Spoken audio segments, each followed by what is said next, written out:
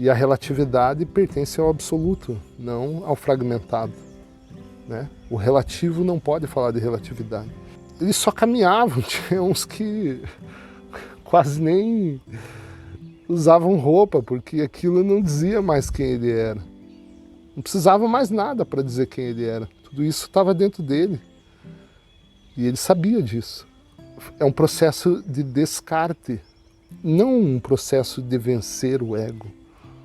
Não tem nada a ser vencido, o teu ego vai estar até o último momento que você estiver vivo, que você estiver nesse corpo. O teu corpo só existe porque existe um ego.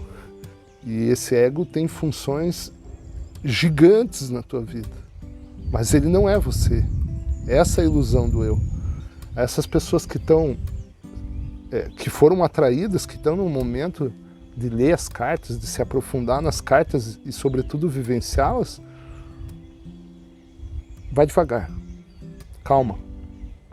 Não descarte tua vida mundana, não se afaste, não troque de país, não vá para o meio da floresta, não faça nada disso. Porque lembre-se, se você mora na cidade, no campo, na montanha, independe. Isso, ainda que ele colabore, a tua prisão é a tua mente. E não o ambiente que você está. O ambiente que você está morando. Não as pessoas que você está vivenciando, que você está se relacionando. Na verdade, essas pessoas são uma fricção para o teu ego. É bom. Antes de gravar esse vídeo, eu estava sentado aqui, meditando, fazendo um pouquinho de silêncio. E aí eu escutei um barulho, né, como eu estava em absoluto silêncio. E parecia um cavalo se aproximando, o barulho de um cavalo. Mas eu não abri os olhos, continuei em silêncio. E à medida que esse som se aproximava, eu fiquei um pouco curioso para ver esse cavalo. Se era uma charrete, se era só um cavalo.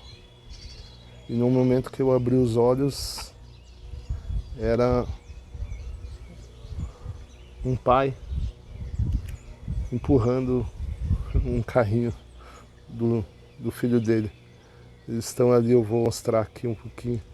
Não sei se vai dar para aproximar a câmera. Eles estão lá do outro lado do lago. E por que eu estou dizendo isso? A nossa mente, ela nos confunde. Ela é uma ferramenta dos sentidos, né? Uma ferramenta da tua expressão e da tua percepção. Nós estamos sujeitos a ela. Nós não somos a nossa mente, mas é uma ferramenta para nós interagirmos com esse mundo. Mas ao mesmo tempo que ela causa equívocos de percepções, ela causa distorções na projeção e distorções naquilo que vemos. Nós somos escravos da nossa mente. Você pode trocar de ambiente, você pode trocar de cidade, você pode trocar de país, você pode trocar de cenários, seja como for. Mas você vai continuar enclausurado na sua mente. E essa troca de cenários, ela cria diversos aspectos. Ela distrai. A mente gosta dessa alternância de experiências. Ela se satisfaz brevemente com isso, mas tão logo a rotina se instaura, ela quer novos estímulos. A nossa mente, ela é uma exploradora, como eu falei no último vídeo. Exploradora. A que direção o indivíduo quer explorar, seja externamente ou seja internamente. Esse caminho espiritual essa exploração da tua mente, esse afastamento dela, para você enxergar que você não é ela. A meditação é a prática mais eficaz nesse sentido. Por exemplo, se você nunca meditou na sua vida, tente fechar os olhos, ficar em silêncio e observar o que a tua mente faz. Para quem nunca se colocou nesse exercício de silêncio, de auto-observação, vai perceber uma muralha que separa, que divide o teu próprio ser da tua mente. A tua mente não vai se calar. Você muito provavelmente, dificilmente vai conseguir silenciar a mente. Esses impulsos que nós chamamos de pensamentos, sentimentos, eles vão ficar latejando na sua mente. E é provável que você desista na primeira tentativa. Então, como qualquer coisa na vida,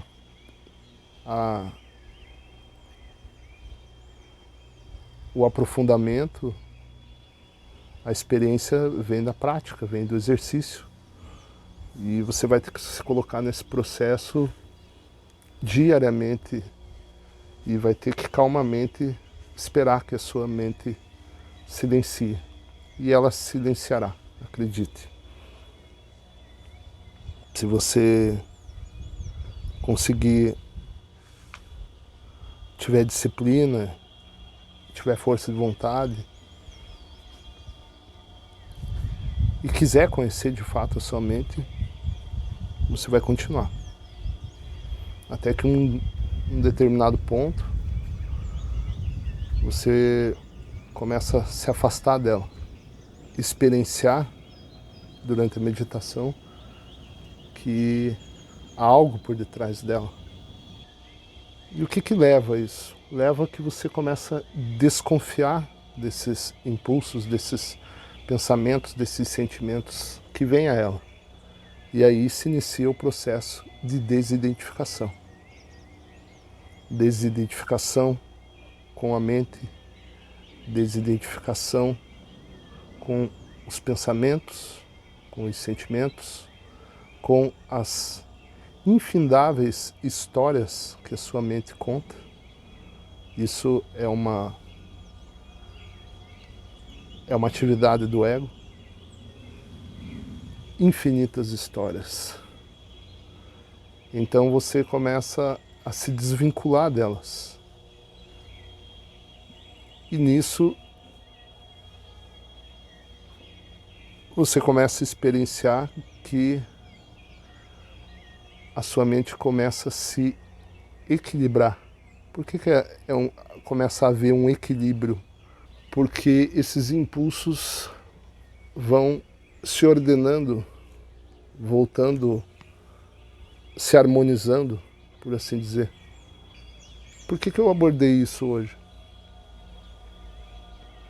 Porque algumas pessoas que foram atraídas por esse caminho espiritual, agora eu tô entrando no tema das cartas de Cristo, que se depararam, que foram atraídos por esse conteúdo, leram, releram, e estão praticando, estão vivenciando. No começo dessa jornada, por que eu digo jornada? Porque não é uma caminhada em volta do parque, como eu estou fazendo aqui hoje. É uma jornada. É uma grande jornada. Eu não sei direito onde começou, eu não sei em que ponto eu estou, eu não sei quando vai acabar e se vai acabar. Eu só vejo que há uma expansão de uma autopercepção, de uma autoobservação, de uma projeção, de percepções externas que a mente não cria julgamentos, não conta mais histórias, um estado de presença que vai dissipando esses tempos que nós chamamos de passado e de futuro e reunificando nesse momento chamado agora. O que causa extrema satisfação, um senso de completude indescritível. E quando a mente se desarmoniza, né, quando esses impulsos são vivenciados na prática do dia a dia, e o grande ensinamento aqui é a capacidade de controlá-los, porque quando você controla os seus impulsos, esses pensamentos, sentimentos, essas histórias, essa historinha do teu eu, e se coloca num estado de presença, você está consciente. Isso é consciência. Quando você é a essência tua vivendo, é um senso de presença. É isso que você é, essencialmente falando. Desprovido de coisas, de cenários, de pessoas, de situações. É o que você é. De outro modo, quando não há esse controle, essa mente se desarmoniza, distorce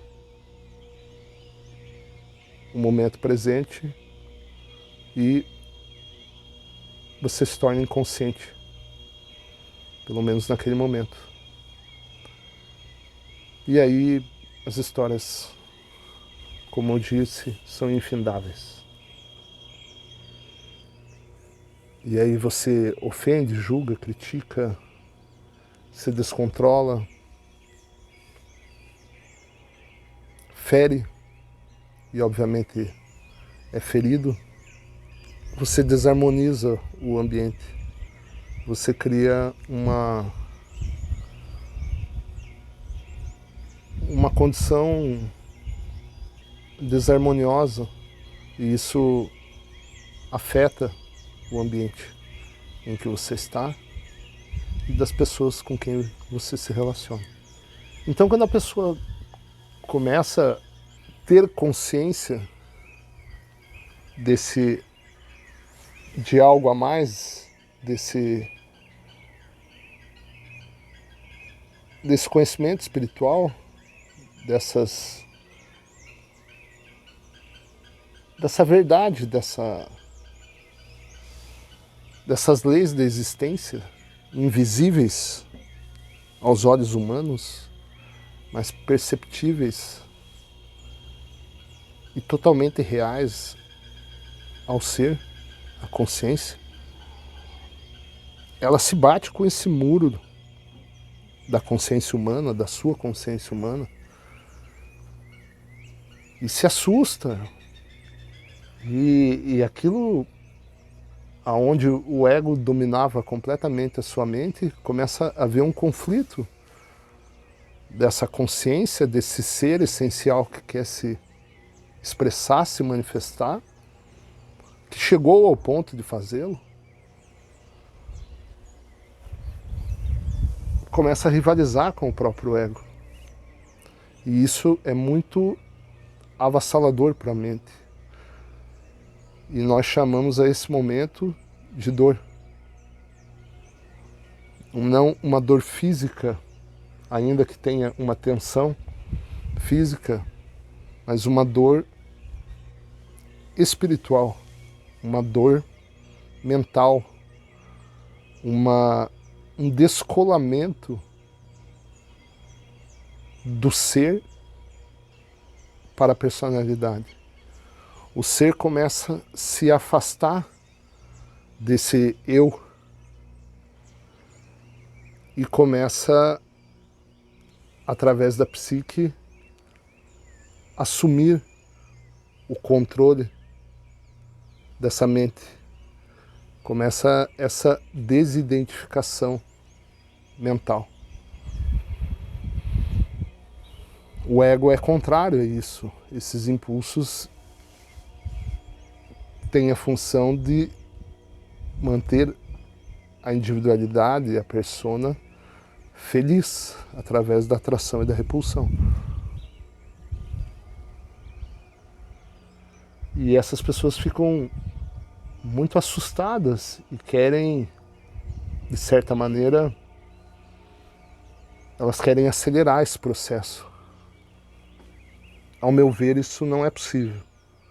Inclusive, é muito perigoso fazer isso, porque essa força de pressa de alavancar o processo vem do ego. É como se o ego quisesse acelerar esse processo para se sentir melhor ou maior perante o outro. Eu não estou dizendo que você está sentindo isso. Eu estou dizendo que isso é perigoso que aconteça. Eu vou fazer uma pequena pausa no vídeo e vou falar sobre esse trecho que está nas Cartas de Cristo, que faz referência a isso que eu estou falando. Se seus mestres atuais falassem de um caminho que permitisse atingir as dimensões mais elevadas por meio de transferência da iluminação mental pessoal, ainda assim seria necessário submeter-se ao intenso autoexame e à purificação das emoções magnéticas de ligação e rejeição, o ego. Aqui ele está falando de uma pessoa que atinge o caminho e compartilha com o outro. Isso, até determinado ponto, é bom, que seria uma transferência, né, de conhecimento, mas que essa pessoa vai ter que se submeter ao autoexame. É um caminho a ser trilhado, não é um caminho apenas a ser compartilhado e não executado. Não é um copiar e colar, né? Se você estiver no caminho ascendente para as dimensões espirituais mais elevadas, seu percurso se caracterizará por momentos de clara e brilhante autoinspeção e autoentendimento, frequentemente seguido pela repugnância de si. Esse sentimento obscuro e doloroso é o contrário da emoção magnética, ou seja, é a atividade contrária do ego. O ego ele não tem essa autorreflexão se ele está ferindo o outro, se ele está fazendo a coisa da melhor maneira, mais harmoniosa. Onde antes o ego se agarrava à visão essencial de si mesmo como sendo maior e melhor que os outros, agora começa a vislumbrar o fato angustiante de que talvez seja não só um pouco, mas muito imperfeito. Qualquer pessoa que atinge esse nível de desenvolvimento se encontrará andando no caminho da verdadeira humildade. Retome a sua coragem quando observar que isso está acontecendo com você. Você estará se separando de restos das crenças passadas e errôneas a respeito de si mesmo e de sua personalidade ilusória. Lembre-se de que é a sua intenção, motivação ou convicção que proporciona a você o poder criativo para fazer tudo o que quer fazer. No momento em que deseja de todo o coração mudar a tendência normal de seus padrões emocionais magnéticos, você coloca esse processo em movimento. Se definir claramente os objetivos que deseja alcançar e os mantiver sempre diante de sua visão, escrevendo-os ou guardando-os na mente, em breve descobrirá que as mudanças desejadas se efetuaram em sua consciência. Quando isso ocorrer, você sentirá a leveza de espírito e terá momentos de pura alegria. Estará comprovando que a verdade do ser conduz os corações prisioneiros à perfeita liberdade da vida espiritual. Ao mesmo tempo, entenda que seu ego deve, pela necessidade de capacitá-lo a sobreviver, fazê-lo acreditar que você tem valor para si mesmo e para os outros. Qualquer sério desafio externo referente ao valor do eu é altamente destruído. Um medo desesperado e uma diminuição da confiança interna levarão você à certeza de que não tem valor para o mundo e o suicídio pode ser o resultado natural. Portanto, seu processo deve ser e será gradual. Ninguém jamais deveria esperar que as pessoas mudassem completamente com conselhos ou momentos de inspiração. O crescimento somente pode acontecer gradualmente, com uma revelação interior depois de outra. Uma verdadeira revelação interior ocupará a mente de uma pessoa com um ponto de vista totalmente novo, e esse fará com que ela comece a abordar certas circunstâncias da vida de maneira diferente. Essa visão interior deve dirigir as ações da pessoa até que tenha sido completamente absorvido na consciência para toda a eternidade e torne-se parte da evolução da alma. Aqui fica claro como é perigoso esse processo, acelerar esse processo. Essa tua consciência, esse teu ser, ele vai se fortalecer à medida que a tua consciência vai expandindo e essa desidentificação vai acontecendo. Então, quando essa desconstrução ocorre de uma maneira gradual, de uma maneira consistente, aí sim o ego não vai ter esse senso de perda. Você tem que entender o seguinte, você não tem que vencer o ego. É um processo de descarte do ego. E esse descarte tem que acontecer de uma maneira muito gradual. Essas percepções, elas vão acontecendo ao longo do caminho. Não há pressa. Não é um destino que você vai chegar em algum lugar. A experiência vai se dar ao longo do caminho. À medida que você for caminhando, os insights, as revelações, elas vão se dando, elas vão acontecendo. Então é como se fosse uma caminhada que você vai se descartando do supérfluo. Então não é só um descarte numa via material, mas é um descarte de identificação de coisas que não dizem mais o que você é.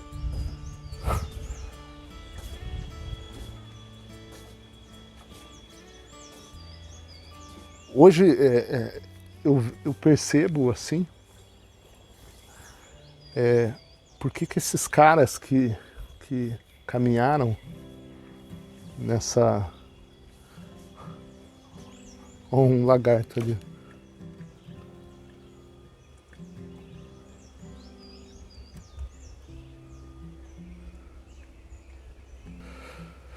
Por que essas pessoas que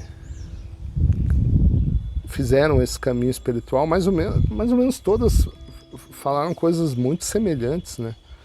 E porque a gente vê que a verdade é simples e é uma coisa só, né?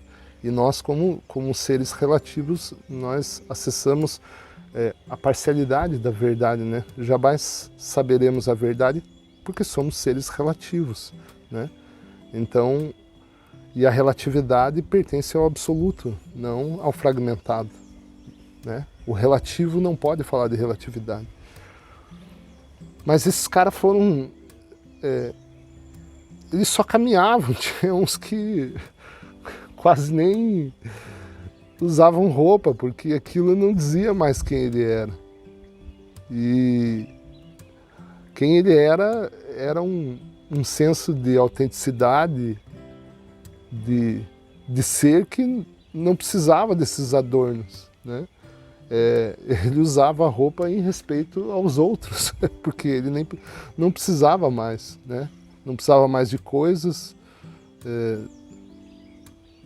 não precisava mais nada para dizer quem ele era. Tudo isso estava dentro dele e ele sabia disso, né? Então, é um processo de descarte, não um processo de vencer o ego. Não tem nada a ser vencido, o teu ego vai estar até o último momento que você estiver vivo, que você estiver nesse corpo. O teu corpo só existe porque existe um ego. E esse ego tem funções gigantes na tua vida. Mas ele não é você. Essa é a ilusão do eu. Então, para concluir o vídeo de hoje, essas pessoas que estão, que foram atraídas, que estão no momento de ler as cartas, de se aprofundar nas cartas e, sobretudo, vivenciá-las, vai devagar, calma.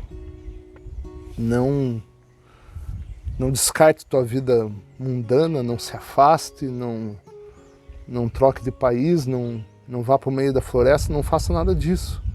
Porque lembre-se, se você mora na cidade, no campo, na montanha, independe, isso, ainda que ele colabore, a tua prisão é a tua mente, e não o ambiente que você está, o ambiente que você está morando, não as pessoas que você está vivenciando, que você está se relacionando. Na verdade, essas pessoas são uma fricção para o teu ego. É bom,